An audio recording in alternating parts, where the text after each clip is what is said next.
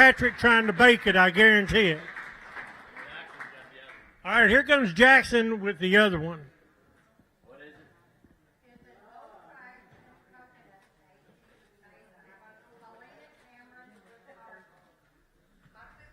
Yep. Oh, I guarantee you it's good. Miss Helena's a fine cook. Here we go. $100 bid, would you go 100? 100 would you go 100? Now 25. $100 bid, now 25. Would you go 125?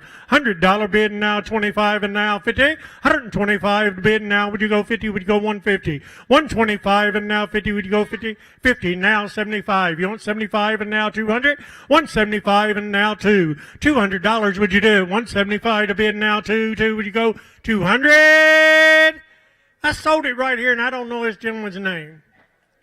It is Nathan what? Salcedo. Boy, I bet it was bad going to first grade and have to spell that, wasn't it? All right, Lisa, what are we going to do now? Are you going to sell anything else now or wait? All right, here you go. I'm going to sit back down. Thank you, Glenn. We'll have more options to come. And that this money, benefits the Democratic Party.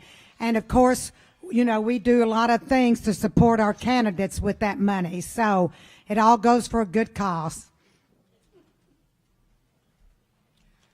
I'd like to introduce the two candidates that are running against Kim King, Nathan Saucedo and Katrina Sexton. So if you would come up here and say a couple of minutes about yourself, that would be great.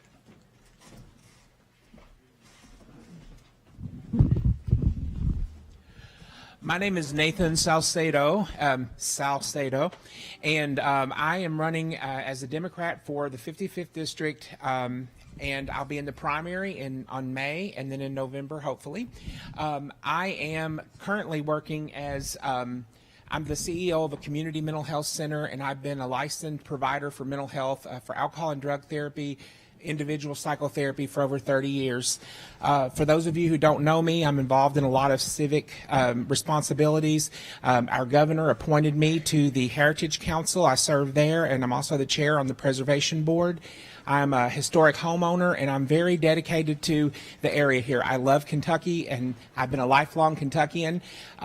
I am very concerned about some of the things that are going on now, and to be real honest, I never saw myself in this situation running for office. But what I would like to tell you is I'm mad, and I really want to see that needle move back toward normal.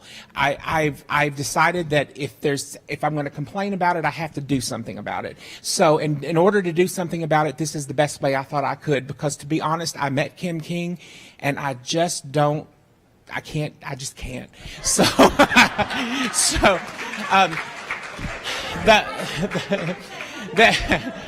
the reality of the situation is a representative is supposed to speak for the people and for the constituents. My opinion is not as important as the opinions of the majority of the folks that you represent. And right now, you have no representation when it comes to the Kentucky House in this district. They are led by an agenda that has come down from higher offices, and there is absolutely no way that you're ever going to get a clean shake. So I would like to be able to work in flipping those seats in order to get the House back to normal and to get some legislation through that's sane and hopefully repair some of the damage that's been done. I've been watching all of the things, and I'm telling you right now, I go to sleep at night listening to recordings I have of all the votes that have happened every single session, and how we can maybe make changes in making changes in affordability, making changes in access to mental health and health care. Healthcare is out of control at this point. As a provider myself, we're expected to do more with less. The rates that we are reimbursed as an agency are the same rates that we've been dealing with since 1992. We are expected as the safety net, working with individuals, the sickest of the sick, with individuals with mental health and substance abuse during the opioid epidemic. And we have got to figure a way out to take care of our people. We've got to figure a way out to make sure that they have a voice. And that's what I want to do. I want to have that opportunity, and it would be my honor to do that. So I hope you think of me.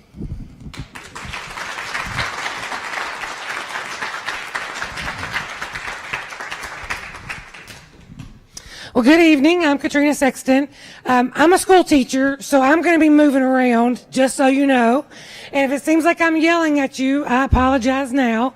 Again, I'm a school teacher, so I've learned to project and watch out for doors at the same time. For those of you who didn't meet me before, I ran in the last election against Kim King, and I promised if I didn't get elected, I was going to run again. And I keep my promises, right? I didn't get the votes I wanted, but, I made a showing for the first time ever running for a state office in the legislature. So I'm hoping this time I can do a better job than I did last time. I know Nathan and I are good friends, and we've already talked about this, and he and I both agree. No matter what happens in May, we're both going to still be on the trail for one or the other, right? We're going to support each other. All right? Now, I want to give you a little bit of information about myself just so you can get to know me a little bit. I am originally from Washington County. My family is from here. My father's family is from here. We are the Boswells and Kurtzingers. Some of y'all in this room might even know some of them. My father is Charles Kurtzinger. My uncle is Tom, Tony, and Carl. And then there's a whole slew of us other Kurtzingers. Elizabeth Boswell Kurtzinger was my grandmother. I was born and started my life in Mackville, Kentucky. And I go back to Mackville every single year for that Boswell reunion. So if you see me wandering around Mackville, that's what I'm doing, okay? That's where my family is from. Now, I live in Bergen, Kentucky currently. I used to serve on the school board in Bergen.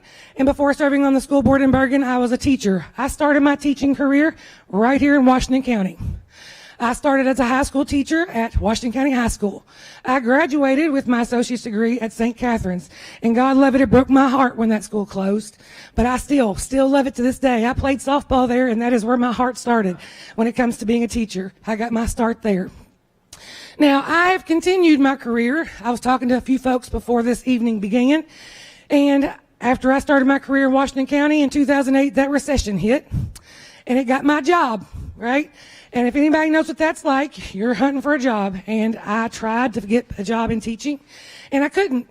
And I ended up on food stamps and Medicaid with a college education, a master's degree at that. And so I told people this before, and I'll tell you again, when I walked into that food stamp office, I cried. And I'll probably tear up tonight talking about it because it still humbles me. Because I was told when I walked in there by the caseworker who met me, I had no business being there. And I'm not knocking on caseworkers because a year after I was on food stamps, my caseworker retired and I replaced her. I went from one side of the table to the other one.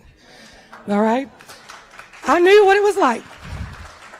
I knew what it was like to struggle and not have food on the table. I knew what it was like to have small children and not be able to provide. I knew what it was like. And so I dedicated my life for 5.5 years to helping families and children.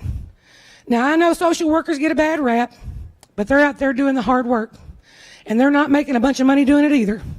As a school teacher and as a former social worker, I can tell you ain't nobody getting rich doing either one of them. Okay? I still teach to this day. After I left social work, I went to work at a couple of different universities and then made my way back into the public classroom. And I've been doing that ever since. I've got over 20 years in public service as a teacher, social worker, and whatever else you want to say. I work every day of the week for the last 2-3 years. I'm literally working 7 days a week. Besides being a school teacher, in school, out of school, on the weekends.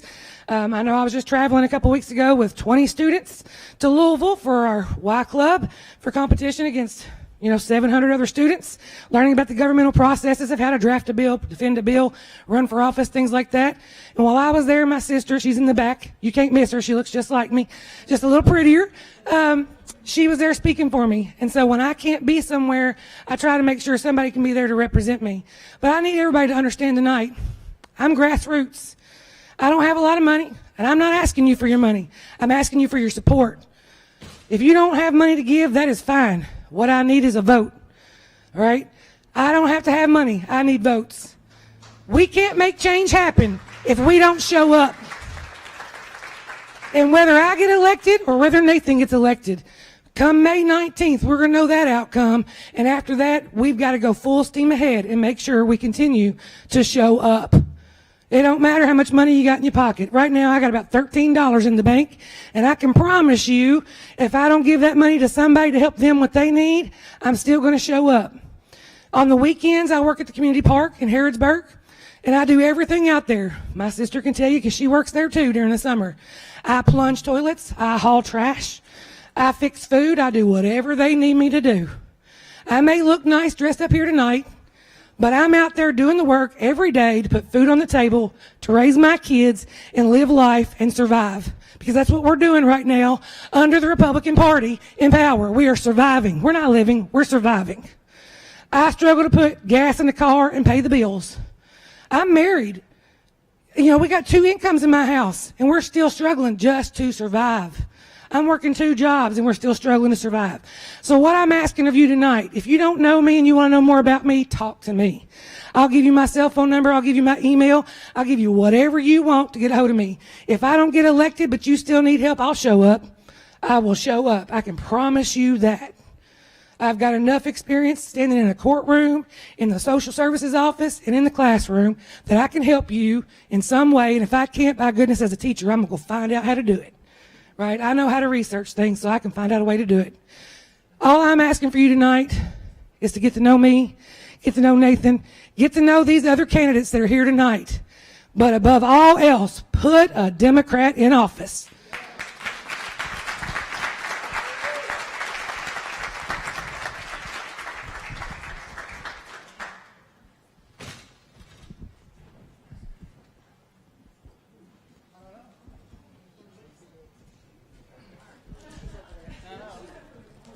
Are we doing?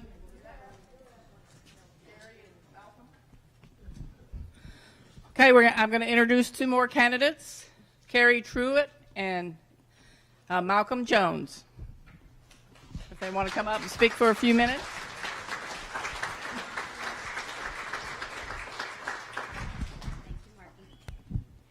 Well, hello, everybody. My name is Carrie Truitt, and I'm a candidate for state senate here in the 14th District.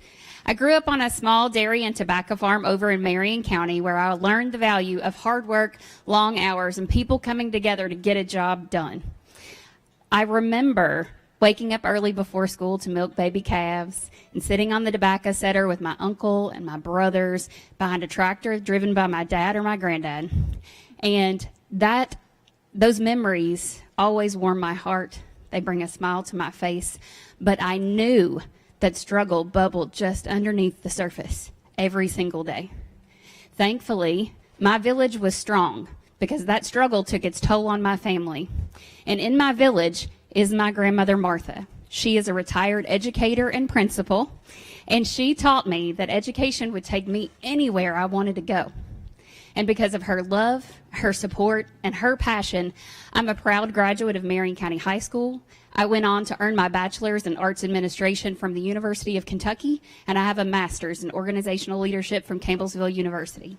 All through that program at CU, we talked about the importance of servant leadership. We talked about giving back to your community and doing something bigger than yourself.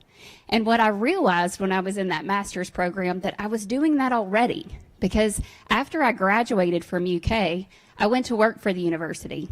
I worked with donors to establish scholarship funds so that rural Kentucky kids could go to college in a way that was affordable for their families. I also worked for the Lexington Philharmonic, and I kept that beautiful orchestra engaging and relevant with a strong team beside me. I spent several years at Hospice Health in Campbellsville, and let me tell you, if you have never worked alongside angels on earth, I have. They taught me the importance of letting loved ones go with passion, dignity, respect, grace. And I learned so much while I was there. Spending time there just is so incredibly meaningful to me. And I think one of my former volunteers is here somewhere tonight. But that work was just truly impactful. And now I get the pleasure of working for Leadership Kentucky. I get to fall in love with this Commonwealth every single day. We are an organization that takes leaders across the state, from Pikeville to Paducah, from Covington to Somerset, to teach people about what the amazing things are that are going on in each of these communities. And because of the work that I do there, it's part of what brought me here tonight. And so while I do a lot of public service in my professional life, I have it in my private life as well. Because for the past 10 years or so, I've served on the Marion County Board of Education, and in 2021 was selected by my peers as chair. And so I really enjoy that work, and aside from having and raising my 3 beautiful children, Jackson, Samuel, and Eleanor, alongside my incredible husband who is ushering them here and there and everywhere right now while I'm here talking to you. Serving on the school board has actually been my greatest honor in my life, aside from those 3 great kids, because it gives me the opportunity to see firsthand the challenges that our families are facing today. And whether that's food insecurity or housing instability or a lack of access in healthcare in general or mental health care specifically, our families are struggling and they're fighting an uphill battle, and we have to do better by them. So that's why I'm running. I'm running for them, and I'm running for you because I want to be a part of the solution earlier in the chain to create an economic environment that allows families to put food on their table and a roof over their head without having 3 jobs to do it. I want to make sure that our rural hospitals and clinics can stay open so that people have access to affordable health care at home, not an hour and a half away, at home. I also want to be a part of making every single one of our 171 public school districts strong, safe, and successful. I've so enjoyed my work in Marion County, and I want to be a part of the solution for all public schools. So I am here before you tonight as a person who has gone to work every single day for the past 2 decades, making a difference for people, making their lives just a little bit better. And so I'm here in front of you to ask for your help. I'm asking for your support, I'm asking for your faith, and I'm asking for your vote so that I can go to Frankfort, work every day to make a difference for you. I'm Carrie Truitt, candidate for State Senate in the 14th District. Thank you all.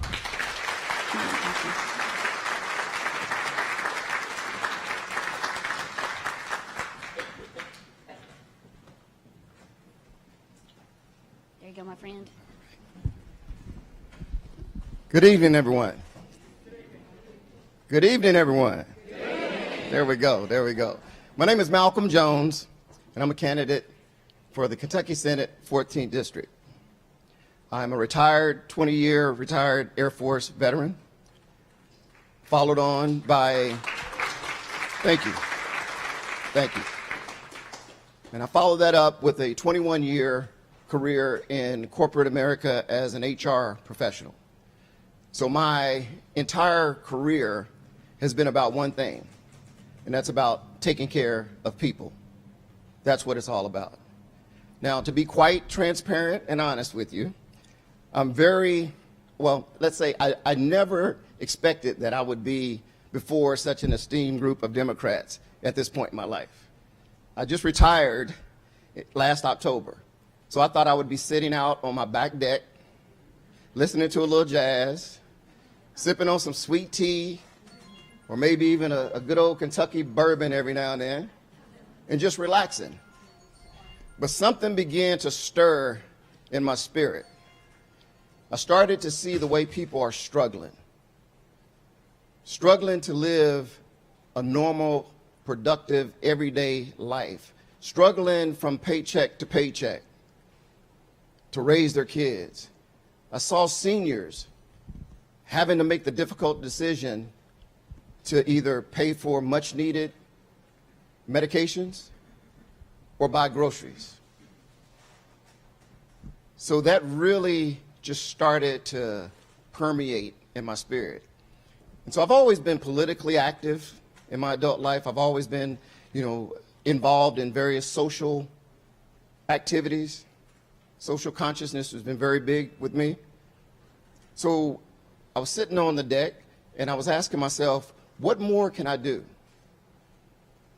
And my spirit started to stir, and it said, run for office. Like, what? I had one of those, what you talking about, Willis, moments.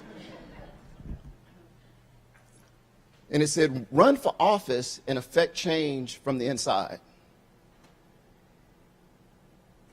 I had never thought about that before, not seriously. So that was kind of an aha moment for me. So I talked to my wife about it. The next day, I slept on it, talked to my wife about it. She was like, you'd be great for it. That's who you are. You care, you give a darn about people, you're well informed. That would be great for you. You would make a difference. So I talked to a couple of my Air Force brothers. They said the same thing.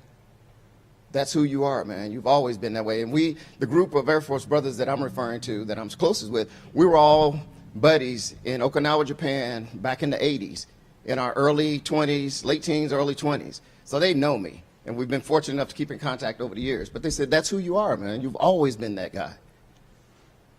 So I decided to listen to my spirit and run for this office. And it has been a thrill thus far. It's a journey. It's a lot. But I'm loving every minute of it. And the big thing that I'm loving is I'm learning something every day from the constituents in the district.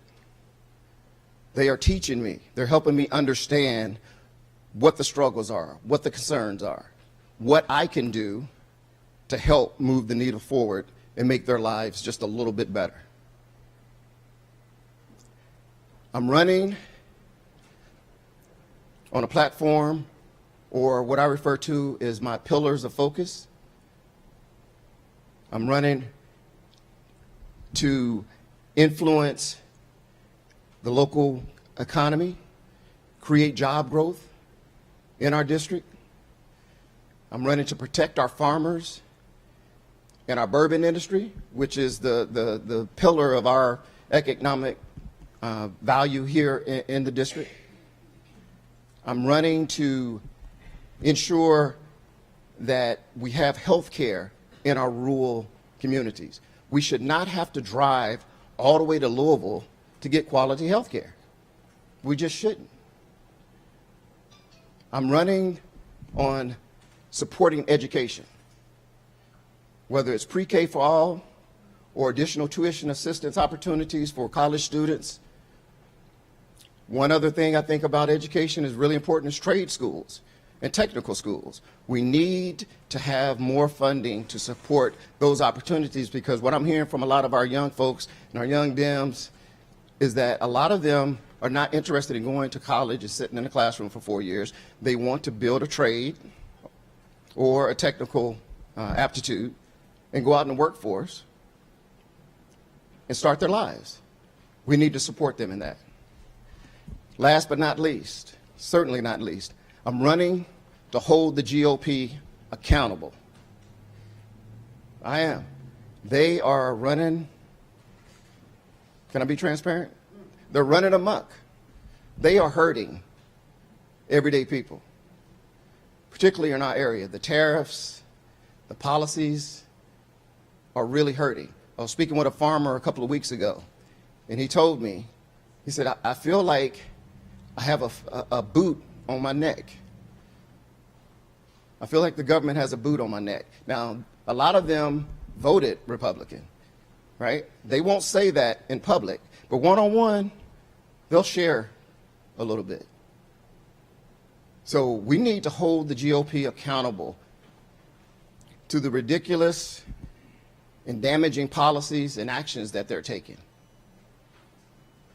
that are affecting our everyday people in the 14th district.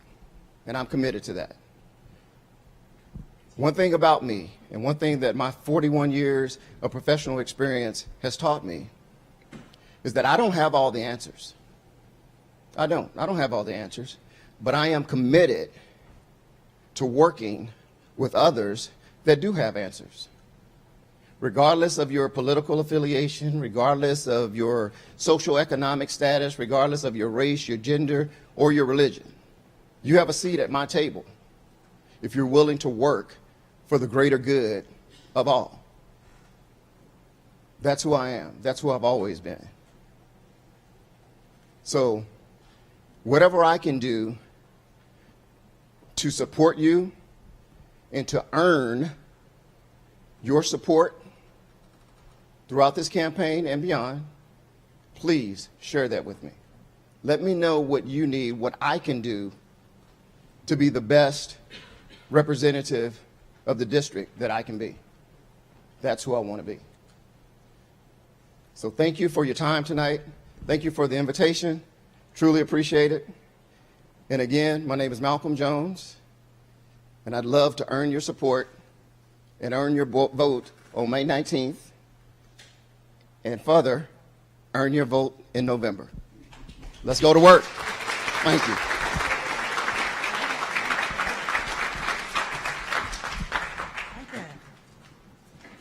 Okay. We got to get these people elected, I can tell you that. So now, Margie, you got the next auction. Okay, we have a very special walking stick made by, can Sister Alicia stand up? It's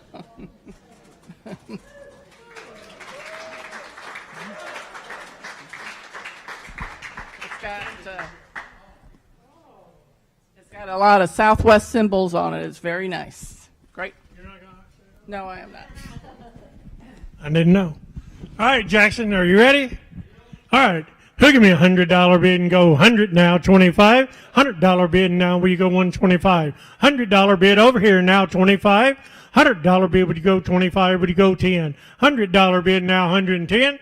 110, that's you at 100, honey. I ain't gonna let you bid it. No. $100 bid now, 10. 10, would you go 110?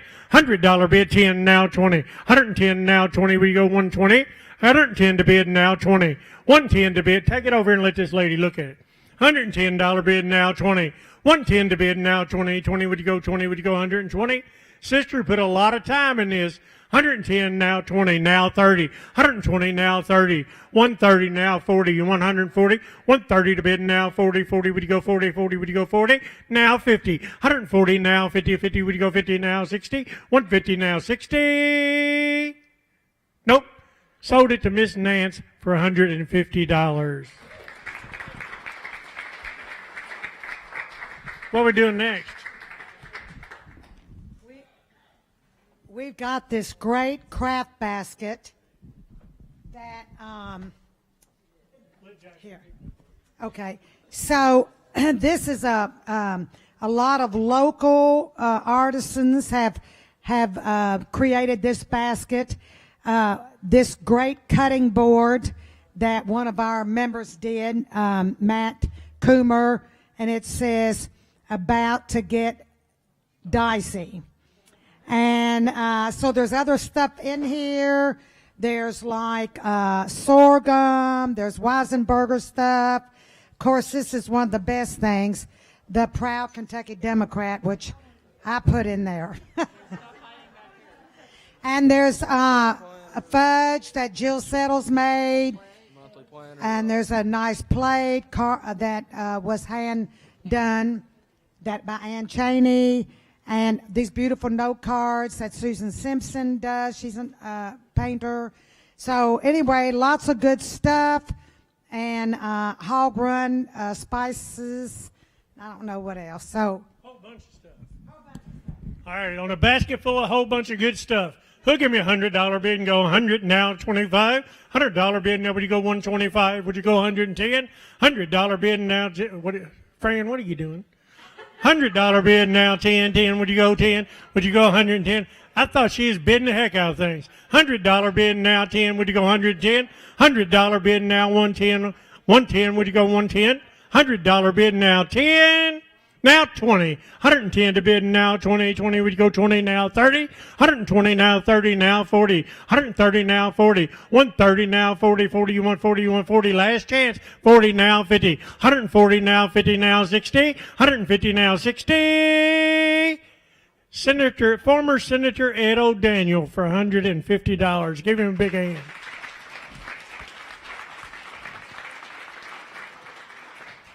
All right, Lisa, what's next? Well, now we have other candidates that we want to get up here because I know they have to leave in a little bit. And Rocky just came in, who was our special guest, but I'm going to let him go around and say hello to people because he loves to do that. And so we'll just get the next candidate on. And that would be Drew Williams, candidate for U.S. Representative, running against Jamie Comer, and everybody say their prayers on that one. We want that fella to be elected.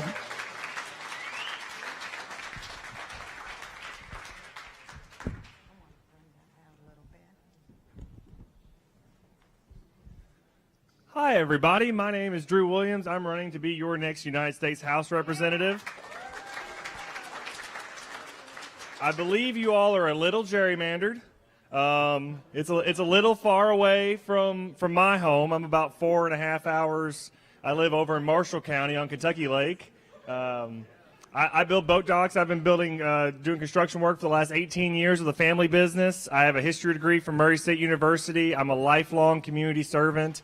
For the last 7 years, I've been trying to revitalize my 183-year-old town fair, which has kind of been going to the wayside. A lot of our community organizations, I'm sure you've noticed that in your town too, where, you know, a lot of times when I show up, I'm the youngest person there. And there's not a lot of energy in a lot of spaces, and a lot of our community services and systems that we used to rely on to kind of uphold our small rural communities are just not, they don't have the same gumption and the same impact that they used to. So I've been slowly working on trying to pull them all back into position in my own county, and I've realized just how difficult it is as a volunteer and a community servant to find places to be involved. We had the tornado come through in 2021 that really ripped through Graves County and Marshall and headed up towards pretty close to up here, you know, and whatnot. And I took a month and a half off work to help people get back into their homes and to clear debris and whatnot. And what I noticed most is that we didn't have a system for those community service members, for those volunteers to get activated quickly. They weren't prepared for when it happened, and our community doesn't have those systems set in place. And so I really hope to bring a community service mindset to the way that we can develop and modernize our communities to be better prepared, to be better engaged and interactive, because I think that none of this works without us here at the local level, right? We can ask for things to happen from Congress, and we need to be pushing them to do the right things consistently. But we also need to be building ourselves up from the community level again, and really getting our youth and those who have been disaffected with, you know, getting out and engaged in politics, or not just politics, but our community at large, to get reinvested in the way that we develop things. I'm trying to run a community-focused and policy-centered campaign that really brings your voice to DC and to every corner of this conversation, because there are so many counties that I go to now that, of course, I got 35. I go from Fulton to Frankfort, but I don't have Bowling Green, Owensboro, or Elizabethtown. So anytime I travel east of Madisonville, it's about 4 hours. You know, I mean, it's like everything close to that is like, oh, wow, this seems like it's my district. And then all of a sudden I'm in your backyard. And it's very interesting to how that works. Hopefully we'll get some independent redistricting on these U.S. House seats and get better representation going forward. But, you know, Andy Barr wanted to keep winning his seat, and James Comer wanted to live in Frankfort. And so that's how that worked out. We got a little turned around there. But, you know, I just really feel like we have the opportunity right now to make a change. I've been in some really, really red counties. And when you meet people where they are, when you go to church services, when you stand outside the IGA for 4 hours in 20-degree weather, right, and they go in, they meet you, and they go in, and they come back out, and they're like, I have a question, and you're still here. And it's like, yeah, I am, because I want to be here for you, right? Like, I mean, my campaign slogan is simple. It's I am here for you, and I want to make sure that, you know, if you think that I'm the most tired and worn out person in the room, because I'm working for you, that's the goal, right? And we're going to continue to build policies off of what people bring up and mention. What's what I've loved the most about Democrats and going to these events is every candidate that gets up is like, I've been listening to my community. I've been hearing what they've been having to say. I mean, every candidate here tonight has been talking about it, and I'm sure that we're going to keep getting into that conversation, right? And the fact that we're trying to represent all of our people. And that's not a left or a right thing. That's just a going forward thing. We don't have to love each other in that regard. We just got to live with each other. And right now it feels like the conversation and the politics is so divisive that we can't have conversations with people who are in our own families and people who go to church with us. And we got to have people up there who are willing to, again, stand on values and stand for, you know, the things that we need to fight for. But in the same breath, like having a conversation about it. and actually knowing where we have to deliberate and where we have to compromise and where we have to make good ground.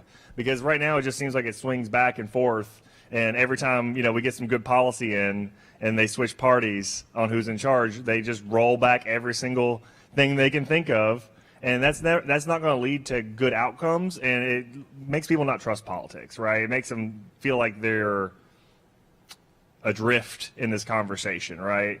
And so I just want to be a good community servant to you all. I want to answer all your questions. I handed out a bunch of literature. It's got my phone number on it. That's my personal phone number. Hopefully it gets so busy I got to buy another phone, right? That's the goal. I've had that same number since 7th grade. And so it's yours now. Please bother me about anything that you anything that you all can think of that you think is a policy or position, something that one of your neighbors has complained about, or something you've gone through that people don't talk about, because it's everyday issues that's going to drive people to the voting booth.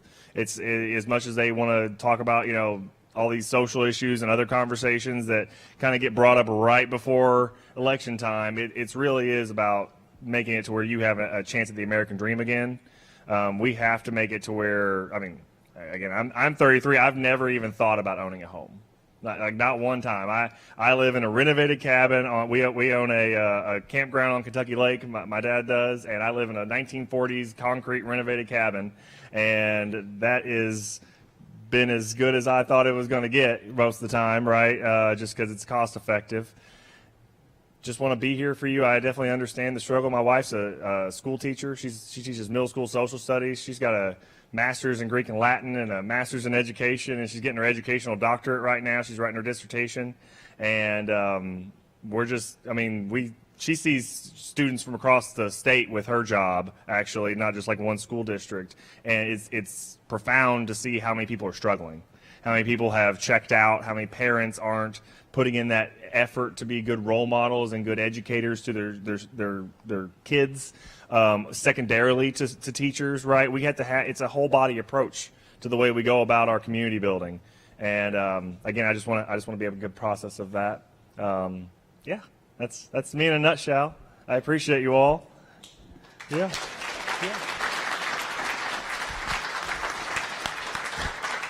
Well, thank you, Drew, and good luck to you on that. And I'm sure we're going to work hard for you here, because we got to get that opponent of yours out of office. We got to get him. He's got to go. He's not doing anything for us. So, yeah, we appreciate you. Thank you.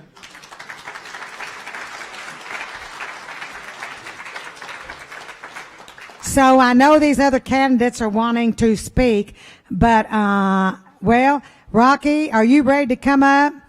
You were on the agenda early, but I know he's been stuck in traffic for over an hour, I think, and he had to be somewhere else for the governor prior to here. So thank you so much for being here. I appreciate it. Thank you. I don't want to take up much time, because there's other people in here that need to talk that have their name on the ballot. So I just want to say, honored to be here tonight.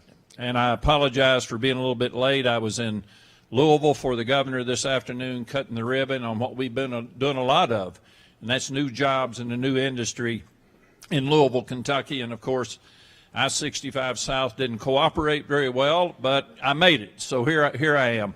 Let me just say, I'm Rocky Adkins. I serve as the senior advisor to Governor Andy Beshear. I would say the most popular governor in the United States of America. And what an honor it's been to have these candidates here that have the courage to put their name on the ballot. In a time of social media, network news, negativity, attack, that people still have the courage to put their name on the ballot. So I want to commend everyone in here, local, folks running for U.S. Senate, folks running for Congress, folks that are running to be a part of public service. And what an honor it's been for me to be a part of public service for well over half of my life.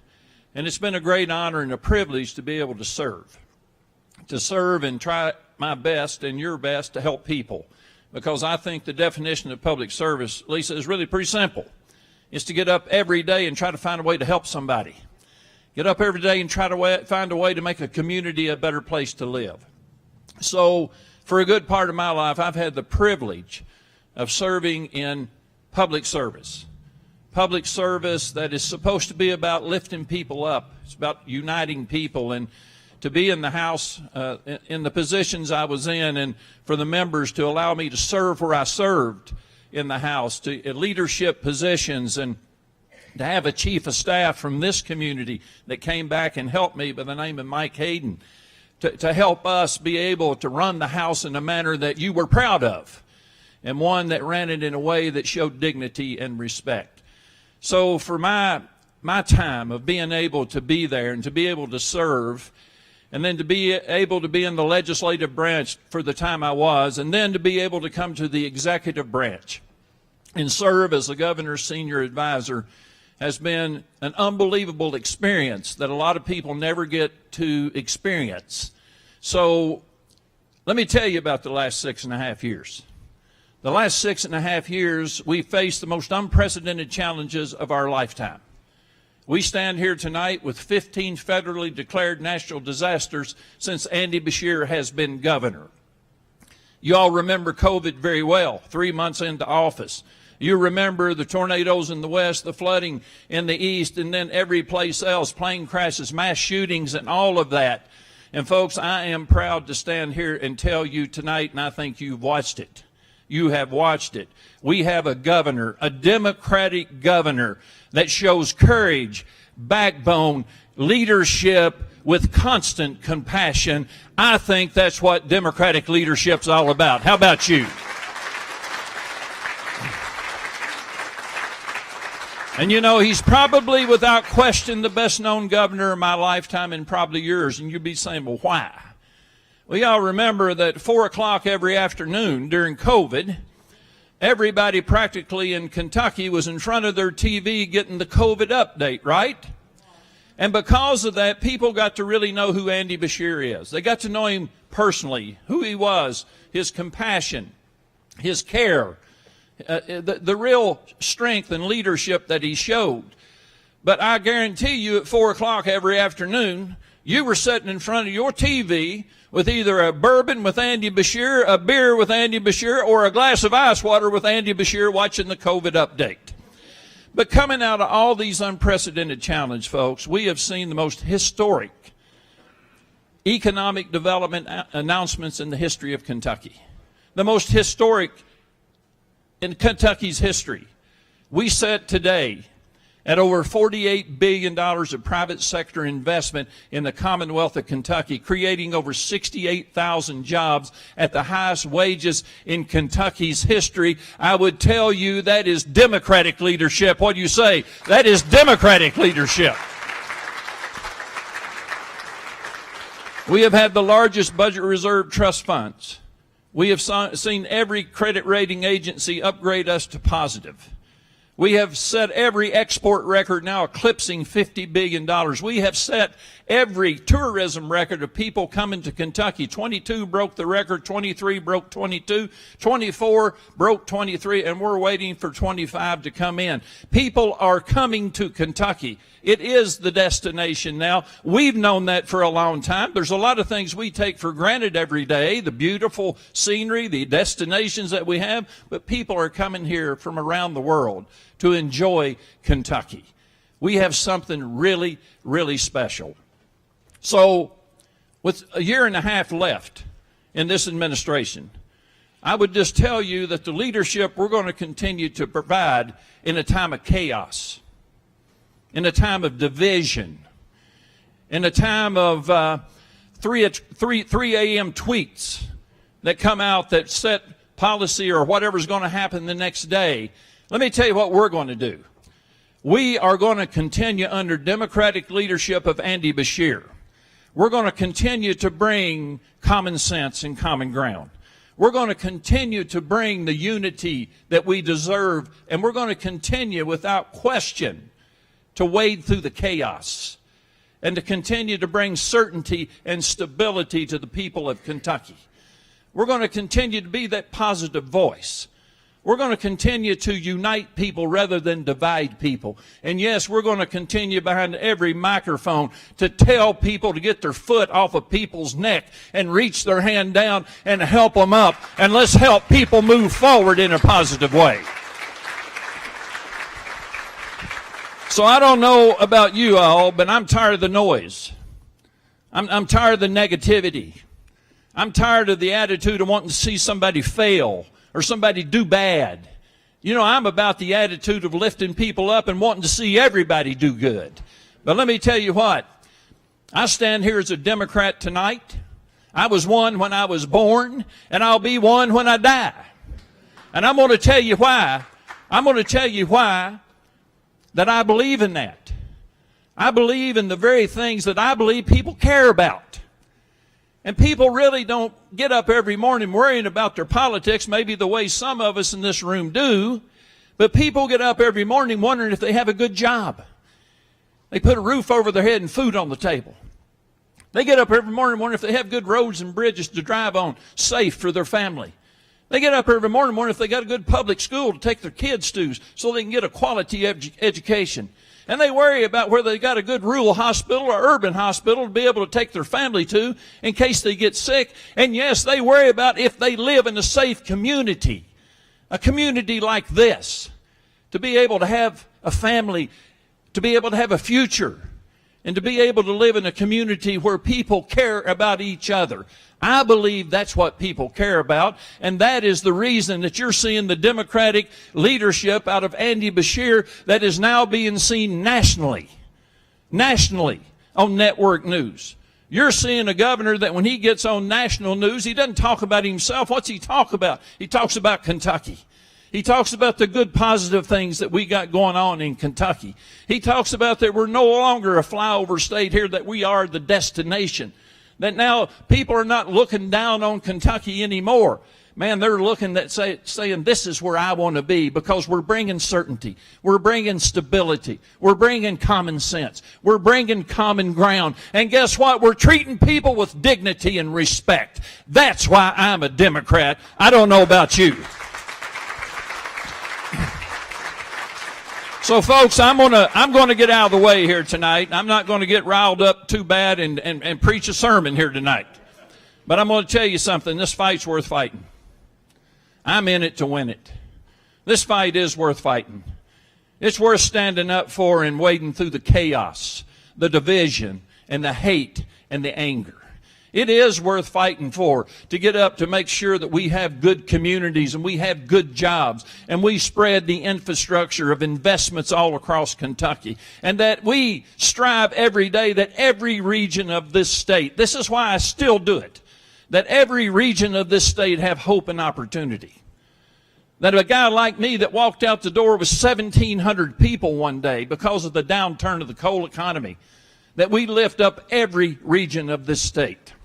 And the only time that should drive all of us to be in public service, either elected or not, is that in Kentucky, that the only time anybody would ever leave any region is because they want to, not because they have to. So that's what we're fighting for. That's why we're Democrats. That's why we believe people deserve to make a wage that feeds their family, and that we stand up for good old hard-working people every day. I'm glad to be here with you tonight. I'm glad to have had the honor to serve in public service and to be able to get up every day and live out that definition. The definition of public service is to get up every day and try to find a way to help somebody, to make a community a better place. And folks, being able to have a debate. You're looking at a guy that was majority leader, minority leader. Let me tell you what, I've had absolutely some of the best debates that anybody could ever have. A debate of disagreement, but not be disagreeable. A debate where Jeff Hoover and I would get after it on the House floor. And I mean, we'd get after it hard. And when the debate was over, we'd leave it all on the floor. We'd leave, go have dinner, and try to find out a way to reach compromise. When I was majority leader, I fed everybody in my office before every session. I walked in my office when I was majority leader, and I had as many Republicans in my office as I did Democrats. And guess what they were doing? They were talking. They were laughing, and they actually liked each other. We live in a world now because somebody may have an R out from their name and I got a D. I'm not supposed to like that person. We're better than that. And I'm going to fight through that noise and that chaos and that message. And that message of division. That message of division. This fight's worth fighting for. I'm in it to win it, folks. And I don't know about you, but I'm fired up and ready to go. How about you?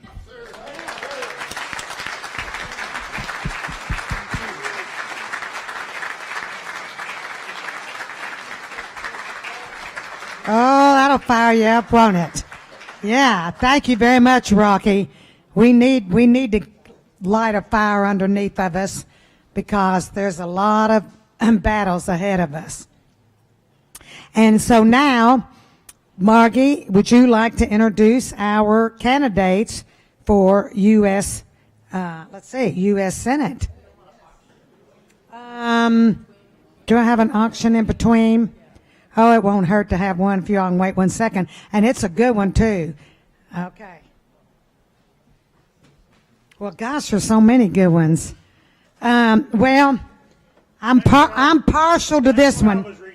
I'm partial to this one because this is Jim Beam Bottle Booker's, and it's the Springfield edition, so it's got, Springfield on it. Those are limited edition, and Freddie No and Fred No both have signed this. So it's a collector's. Can't get one nowhere else tonight. Here we go.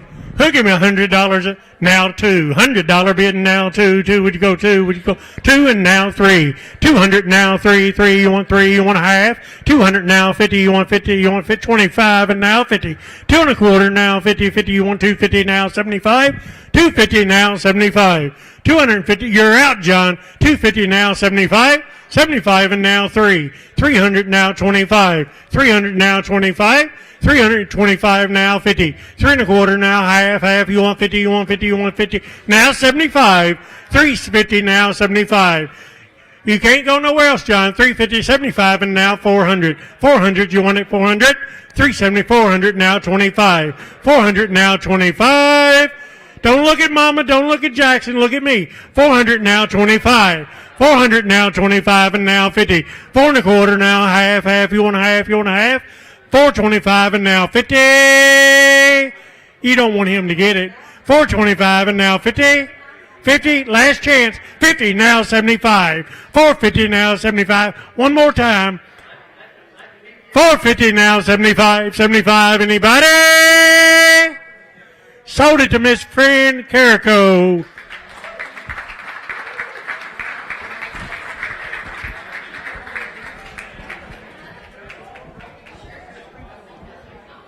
All right, Lisa, what are we going to do now for fun?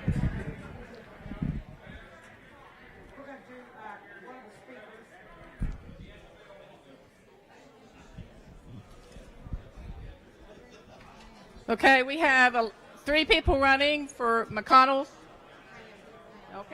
position, and the first one we like to have is Pam Stevenson to tell us about herself. All right. Washington County. Look, I gotta tell y'all, if I fall asleep while I'm up here, wake me up.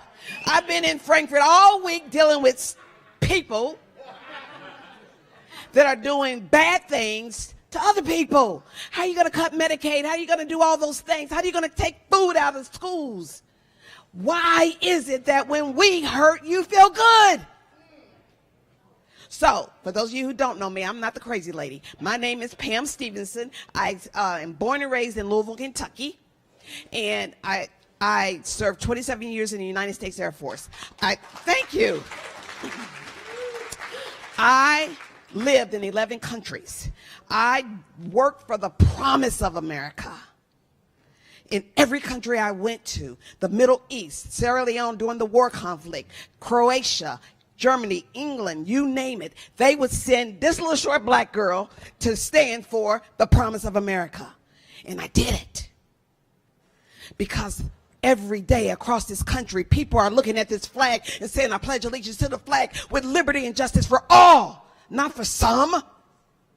And I was in charge of people who died for those freedoms. They didn't want to die. But we all live for something bigger than self. We all said, if not me, then who? And I came back home. So the promise of America is being shredded. And that's why I'm in this race to be your U.S. Senator. Now, I'm also, my side job is I am the minority floor leader for the Democratic caucus in Frankfurt. And as soon as I finish, I'm going to have to leave because I have to be back there at 7 o'clock in the morning to strategize about the bills they're going to pass at 9 o'clock. It is horrendous, the things that are happening. I'll tell you one of the things they're doing is 3 weeks ago they passed a bill that said if you're on Medicaid and you have cancer, dialysis, or any major disease, you have a $20 copay. And if you can't pay it, you don't get the treatment. So one of my reps stood up and asked, what if you don't have $20? They said, everybody has $20. That's what we said. Not if you're on Medicaid. And then when we said that, they said, well, the hospitals were forgiven. I said, like they're forgiving bills now? So we have to engage. We can't give up. That's why I'm here. I left Frankfurt to come here because this is where it's at. We have to engage. You are the leaders that Kentucky counts on. We will lead the other 49 states in how we treat people, how our kids grow up, being global leaders. And then once Kentucky shows them how to do it, we'll lead the world again in world peace, because we only have world peace because of America. And now we've shredded that trust with the other countries, and we have to restore order. So I'm running to be the U.S. Senator because I have both governance experience, leadership experience, military experience, and quilting experience. I am a award-winning quilter. Yes. Yes. I'll tell you one quilting story, then I'm going to sit down because I got to get back to Frankfurt. So I make quilts, and this one quilt I make is a woman, it's a silhouette of a black woman, and she's doing this. Okay, so I go to the fair, and I turn around the corner to see my quilt, and there's an 80-year-old white man doing this. So I walk up to him, and I said, you like the quilt? He said, yes. Can I buy it? And my sister was with me. She said, no, that's my quilt. Art speaks to the heart. It speaks to the soul so that we all can get along. Think about it. Music, reading, traveling. It says things that words can't say. When I get to the U.S. Senate, we're going to make sure that we restore the basics. Do you think you can live in this body without health care? Why would they monetize something you need to live? Why is it that every county in the state doesn't have clean drinking water? And what about the fact that we're comfortable with people sleeping in snow with snow as a blanket? We put a man on the moon. And we can do just like my mother said. Go in that room and don't come out until you have a solution. We can come up with something to make sure that the three things I've learned in every country I've ever been in is true. One, I don't care what the country, the language, or the culture is, because I was in the Middle East. Well, you know, they don't necessarily appreciate women, but I got my job done, and I got America everything America needed. And they too wanted their children to do better. They wanted their families to thrive. And they wanted the one life they had to make a difference. That's who you are. If you look around, there are no dinosaurs. You were built for this time. There's something inside of you that's going to save this day so we can build America 2.0. Yeah, the founding fathers had a great ideals last for 250 years, and then we got a nut that destroyed it. But you have to ask yourself, what talent do I have that's going to restore and make sure that 250 years from now, the people that are not yet born can look back to this room and say, these people said, not on my watch will you destroy my family, my community, my state, or my democracy. Not on my watch.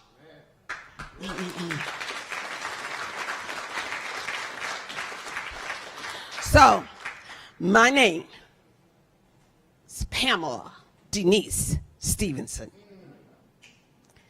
I have served the Commonwealth of this country my entire adult life. I humbly ask for your support, your money, your time. Take your little cell phone. You got a sphere of influence. Make sure people are voting. Engage. Because when we don't engage, we get what we got. Be the leaders that 1,000 years from now, they'll look back and say, thank you. Thank you for being all you could be. That's an Air Force thing.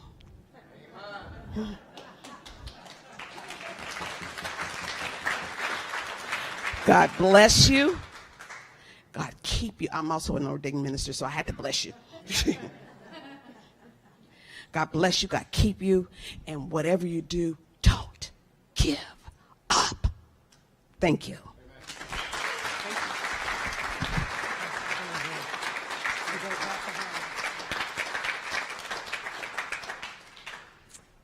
Oh, I just love it when everybody gets all fired up. So I hope you're fired up for this next auction item. We're going to do this beautiful painting that Susan Simpson did. I hadn't seen Susan. Oh, no, Susan Cox did an ornament in the crap basket. And so I think Susan calls this, Jackson, let me see on the, Maybe down here. what is it, Susan? The Kentucky Field of Sunflowers. Kentucky Field of Sunflowers, art print of the original something. It's beautiful. All right, Miss Susan Simpson's are here. Who give me $100 and go? $100 bill, would you go 100? 100, would you go 100? 100, would you go 100? Would you go 75? 75 now, 75 and now 100. $75 bid now 80. 75, 80 now 90. $80 bid now 90. 90, would you go 90? 90, would you go 90? Got 80 in the back now 90. $80 bid now 90. 90, anybody for the $90 bid? Got you for 80. Now 90. $80 bid now 90. I sold it to the lovely lady. What's your name, dear? Jackie Nador. I think it's just. Okay, thank you, Jackie.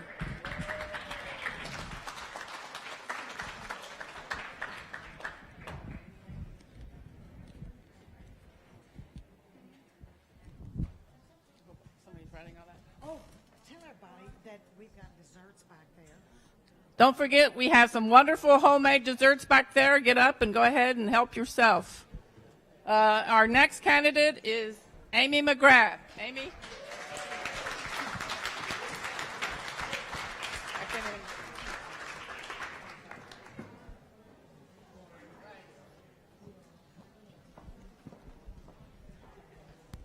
All right, good evening, everyone. Before I start, I have a little bit of housekeeping. In the back, I've been told to make sure to let everybody know to please get the desserts because they can't take them home. So you have to go get, maybe not during this speech, but go get the desserts. Hey, everyone, I'm Amy McGrath. I'm running for this open U.S. Senate seat here in Kentucky. First of all, thank you all for what you do, for being here tonight. You are all patriots. You could be doing anything else on, what is it, Thursday? I don't even know, Thursday night, but you're here because you love our country and because you love Kentucky, and I thank you as a fellow citizen.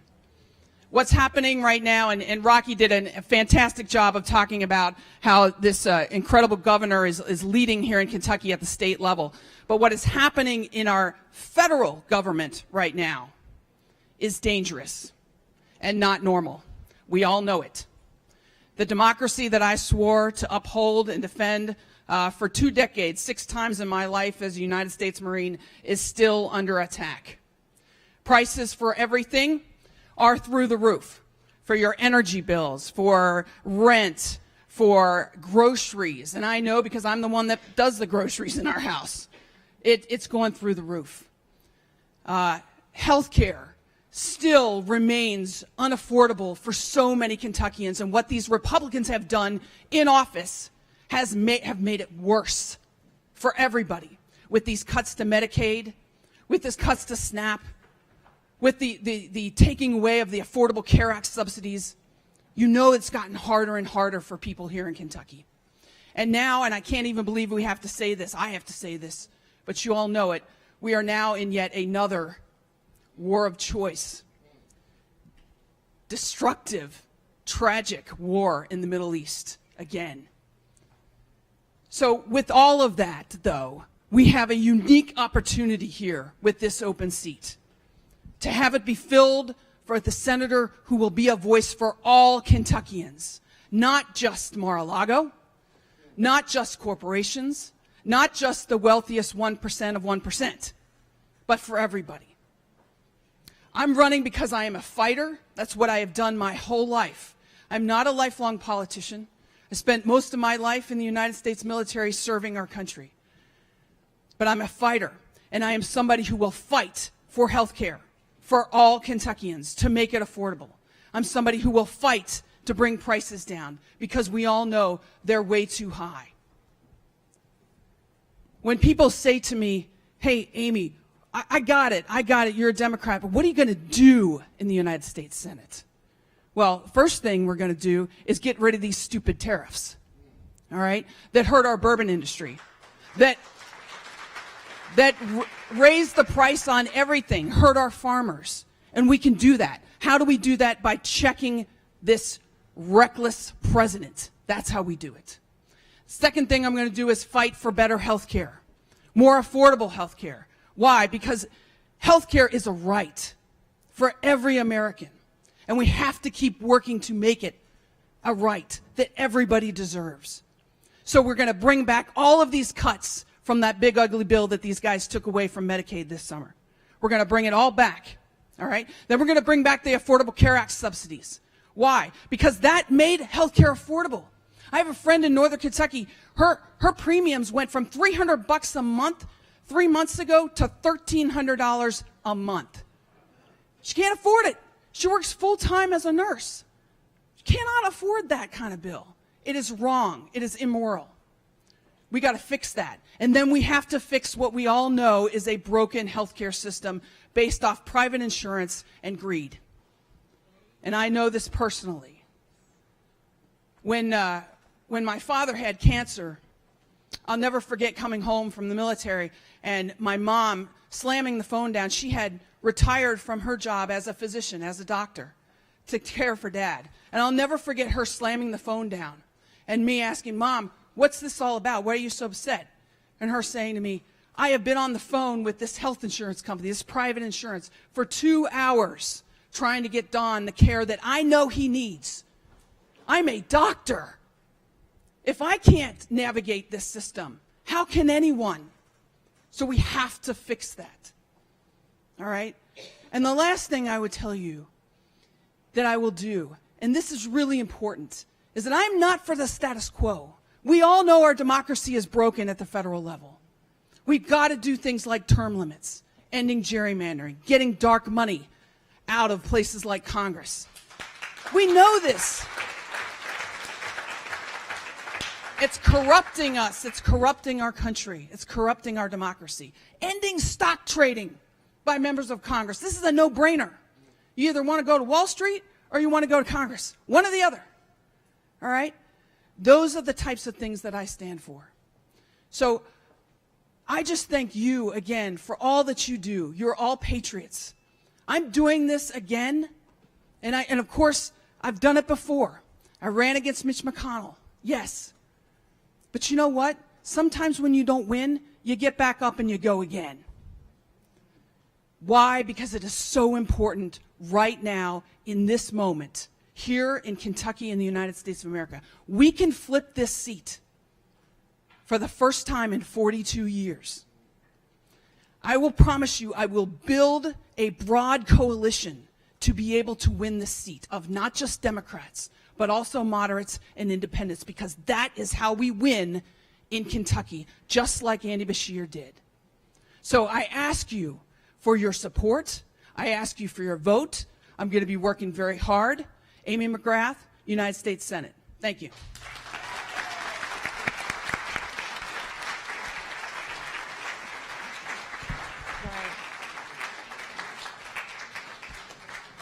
I know Amy wants to get home to her children and get to kiss them goodnight. So I know it's been kind of a long evening, but we've had so many great speakers, and so we want to do one more auction item. And I know that Charles, you don't live too far. You're in Louisville, so if you don't mind, we're going to do another auction item before you will be our last but not least outstanding speaker. This is another, oh wait, you better do David's first. David's right back here, David Crowley. Were you supposed to do that one, Margie? That's Margie's husband, David. I love it when we get to say, that's your husband, you know, we get to identify them through you. So, yeah. So David did this, and what is it?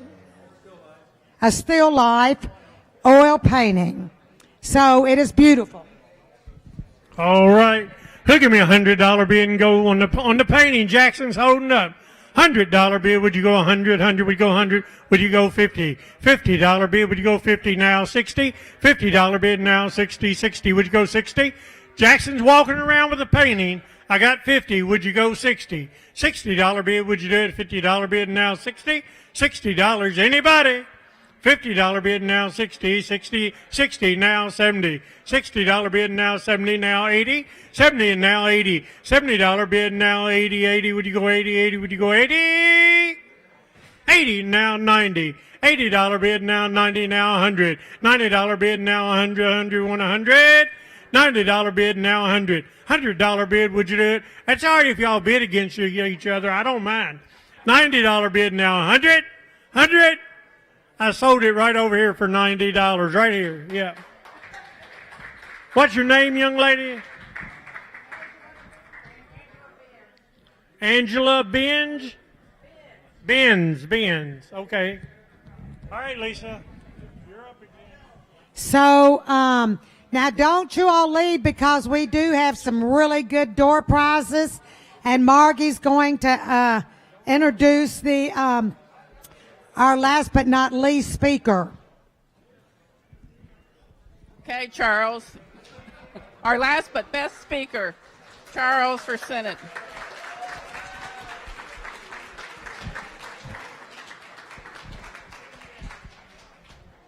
Thank you, sir. All right, I get to bring it home. How y'all doing, Democrats? All right, so I'm a part of the flyer that had the word rally on it. We've been sitting for a good minute, so I just hope to give you a little bit of energy as we head home and I get on the road. And, you know, running for U.S. Senate is crazy, man. It takes a certain type of crazy to do this. I love you. That's the only reason I would do this. Every gray in my beard that's coming in now is because I love you. But I am so honored to take this stand and to be in this room.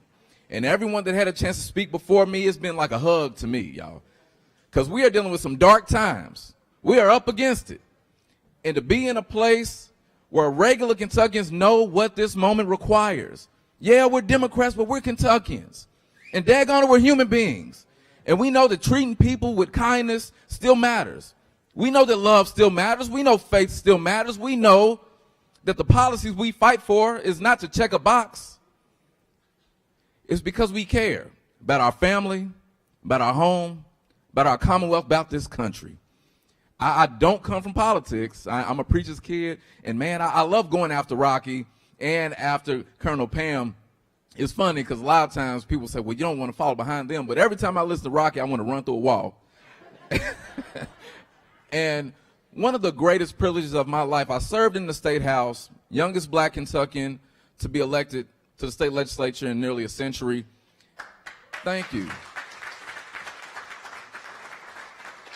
And you know, when the Lord put it on my heart to step into the fire, because Mitch McConnell's been screwing us my entire life, literally. Not to age, myself here. I know I'm the elder in the room here. Mitch McConnell was elected when I was 2 weeks old. So he's literally been screwing us my entire life. And my granddad taught me you fight for family. I come from a really big family. I'm one of 70 grandkids. So I'm telling you, we fill this room up. And I was always taught, so Hearns on my mom's side, Bookers and Bennett. So like Winston Bennett, that's my cousin, my big cousin. Yeah, it gives me some cover because I'm a Cards fan. And I say, hold on, don't get too mad at me. We help give you a championship. But what I was taught is that you fight for family. And if somebody was picking on one of my cousins, you're going to see a whole flock of us running down the street. And to me, this is just an extension of fighting for family. Because I have seen so much in my life. Like I said, I don't come from politics. Both my parents dropped out of high school. My mom dropped out to be mom number 2 for this big old family. My dad dropped out and went to the Army to serve the country. And when I saw my mom going without eating to feed me, when I saw her lay her head on my shoulder and cry because we didn't have a place to stay. And I'm a little kid, I'll never forget putting my arms around my mom saying, I'm gonna do everything I can for you. This is from the heart. I'm putting my life on the line because I know what this moment requires. And I promise I'm going to fire you up in a second, but I just want you to know my heart. I'm running for Senate for a 3rd time. This feels like Rocky 3 for me. And I never thought I would do something like this, but like I said, when you feel that calling, that charge, you got to answer it. And for all the servants in this room, I thank you for your sacrifice. And what I realized is the people who are making decisions about our lives, like Mitch McConnell, oh my goodness, like Donald Trump, could not care whether we live or die.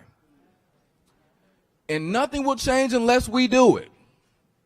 Now, I don't trust politicians, but I determined I'm going to be in these spaces because we're not going to be left behind anymore. I'm tired of seeing Kentuckians be hurt. And so I set out and worked at every level of government. I was a director of Fish and Wildlife, served all over Kentucky in the state legislature, worked for members of Congress. I've done all these things, worked with small family farmers, worked with small businesses. All of it helped me understand something important. Regular people are fed up. I don't care about the party. Now, I'm a Democrat, but this is way bigger than party. As a type 1 diabetic, my insulin could not care about my party registration.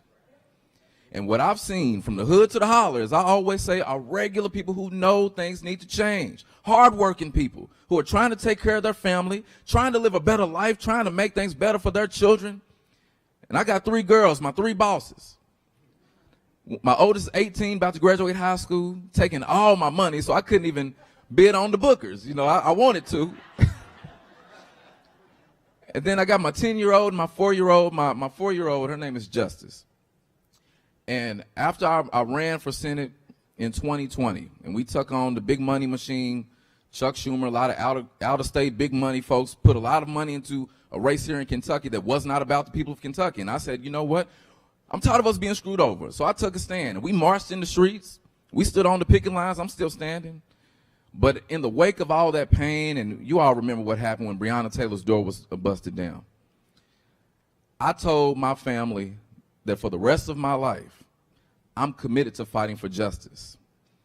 And so when that bond that was unexpected came along, I made a plea that we name her Justice in tribute to you. So I really am putting my life on the line here. And it wouldn't be but for the incredible women in my life. I put my grandma and my mama up against 10, 20, 100 men any day of the week. I'm telling you. My mama was a good 5'3" when she had some heels on, but you better not try her. And out of all the things that they taught me, they showed me what compassion looks like, what resilience looks like, what determination looks like, and I'm just trying to do my part to say thank you to all the women who helped me have a chance. My mom, my super shero, beautiful woman, made all our clothes because we didn't have no money. And when I saw her take a stand for me, I knew I could take a stand for you. So I'm offering myself to stand by your side. And why I'm so excited about this moment. Because for a while, people were saying, well, hey, Charles, you might be a little crazy. You're talking about Medicare for all and universal pre-K. And, you know, I know Dr. King spoke about a guaranteed annual income, but you believe everyone should have financial freedom. And you're standing on these picket lines for organized labor. We were in the halls at the state capitol shutting Matt Bevin down, standing up for our teachers. Okay, Charles, you sound a little crazy. Well, if you look around, I don't seem as crazy as they once thought. Because I'm telling you, the way Donald Trump is lighting our country on fire, the world, ripping up our Constitution, saying that democracy is something that he can flush down his golden toilet. People are seeing that we can't miss this. And I didn't think I would ever run again after 2022, to be honest with you. I thought I was in the hospital twice. I was giving everything I had. And we didn't have the big money, but we outperformed races all over the country. We shifted counties that made way for Governor Beshear to come into office. I knew we did some big things, but I know we need leadership in Washington. And it takes a lot to do this. And after I went to therapy, prayed a lot, and leaned on a lot of y'all, I understood something. That what we have been doing in the face of all this hate is powerful. The coalitions that we've been building from the hood to the holler. And I've seen folks put Booker signs by Trump signs. Folks saying, I'm a lifelong Republican. I've never sat down with somebody that looks quite like you, Charles. I was like, oh, who, a guy with a nice beard? And it was like, no. We sparked something. We built something special. And I'm taking this stand now because you're standing now, and I'm asking you to dig into that reservoir of faith. And let's stand again. Because of what we've done together, not only am I in a leading position to win this primary, but we are already neck and neck with the Republicans running. The guy that Elon Musk, y'all heard that name? I got a lot of choice words, and my grandmother said, if you ain't got nothing good to say. Elon Musk put $10 million into this Senate race. They're trying to buy this race. The guy he gave $10 million to, I'm tied with him in the polls. Regular guy, from the hood, from the struggle. My average contribution is $26. I'm telling you right now, if we lock arms as regular people, as believers, as Kentuckians, we can flip this Senate seat. We can. So I know you wasn't going to take this fight on without me. You weren't going to leave me behind. So I wanted to get on the road, and it was a short trip to come down here to tell you how much I love you, how proud I am of us, and how excited I am to take this Senate seat for working people and go to the United States Senate to win a working people's Bill of Rights, to win a government that is not bought and sold, because we can finally get big money out of politics, to make sure that no one has to ration their medicine ever again, because if healthcare is a human right, no one should have to die because they don't have enough money in their pocket. We can lead on a vision for our families, and we got to do it right now. So I'm fired up. Like Rocky often says, I'm fired up and ready to go, because I know Kentucky is worth fighting for, and I know you know it too. So as we get ready to hit out of here, I hope you feel inspired by everybody running, putting their hat in the fire. Folks trying to go to Frankfurt and go in the Lions Den. Oh my goodness, I'm praying for you. But I'm so proud of us Democrats. And if you give me the chance to earn your support again, not only will I tear up every pair of shoes I have, which ain't that many, because my girls take all my money, but the ones I got, I'm going to tear them up. And if I get grays all in my head, it'll be for you. I'm going to make it look good. But if we take this stand, not only will we win a Senate seat, not only will we flip the U.S. Senate so we can get Donald Trump and all of those child predators and all those criminals out of the daggone White House, but we can do the bigger work of ending generational poverty. We can do the work of healing. We can do the work of pulling up the roots of racism and inequity so everybody can live a good life and just be okay. I was taught that if you have faith the size of a mustard seed. You could speak to a mountain, and that mountain has to move. Well, I'm here to tell you my faith is bigger than a mustard seed, and I know what we can do together. So I got a question for you. Are you ready to stand for Kentucky? Come on, y'all. We about to go home. Are you ready to stand for democracy? Do you believe Kentucky is worth fighting for? Y'all ready to flip this Senate seat? Y'all ready to wave bye to Mitch McConnell and hello to a better future? Well, I'm asking you to support me. My name is Charles Booker. Go to Charles Booker together. I'll see you soon.